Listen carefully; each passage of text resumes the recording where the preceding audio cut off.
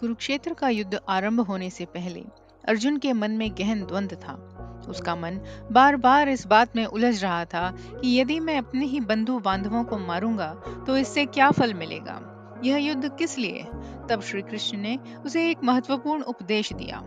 कर्मण्येवाधिकारस्ते माँ फलेषु कदाचन माँ कर्म फल हेतुर्भुर मात संगोत्सवी कर्मणि।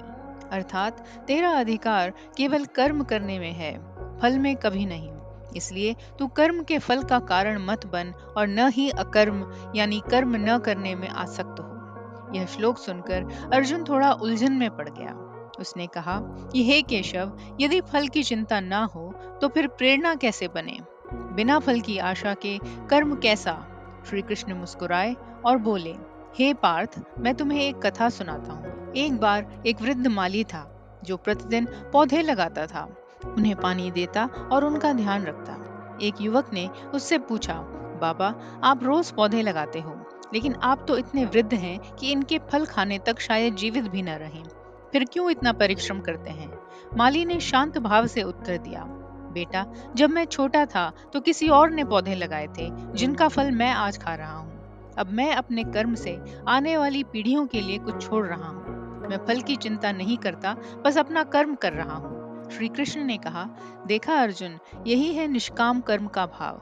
जब तुम बिना किसी स्वार्थ के केवल कर्तव्य समझकर कर्म करते हो तो वह शुद्ध हो जाता है। ऐसा कर्म न बंधन लाता है न पाप।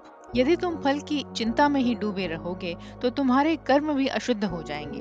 कभी क्रोध, कभी लोभ, कभी मोह से प्रेरित हो जाओगे। लेकिन जब तुम निष्काम होकर युद्ध करोगे धर्म की रक्षा के लिए, तो तुम सच्चे कर्मयोगी बनोगे।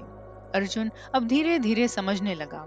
उसे एहसास हुआ कि फल की इच्छा में ही सबसे बड़ा बंधन है।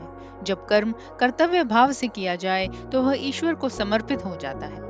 इस कथा से यह शिक्षा मिलती है कि हमें अपने कर्म को ईमानदारी, निष्ठा और समर्पण से करना चाहिए, न कि उसके फल के लोभ या भय में।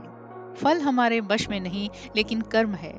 जब हम यह भेद समझ लेते हैं तभी जीवन में शांति और संतुलन आता है।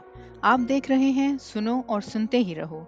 हमारा चैनल पुरातन ग्रंथों को सरल भाषा में आप तक पहुंचाने का एक प्रयास है। कृपया चैनल को सब्सक्राइब कीजिए और हमारे साथ जुड़िए। हम हिंदू धर्म ग्रंथों, साहित्य और इतिहास में से प्रेरणादायक कथाएं आपके लिए लाते रहते हैं।